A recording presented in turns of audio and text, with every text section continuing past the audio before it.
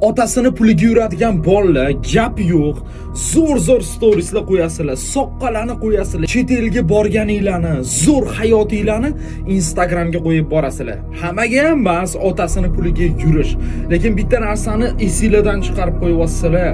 Bu yoqda umuman otasi bor bo'lsa ham noldan o'zini ko'tarib kelayotgan bolalar bor. Aytardim-u, strashniy farzand oiladan chiqadi deb.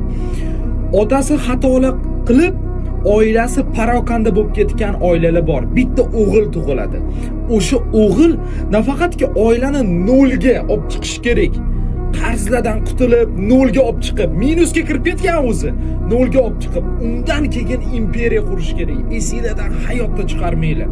Sizlar bilan ularning farqi yer bilan osmon. Chunki ular butun oilani, sinib ketgan oilani reputatsiyani tiklash kerak.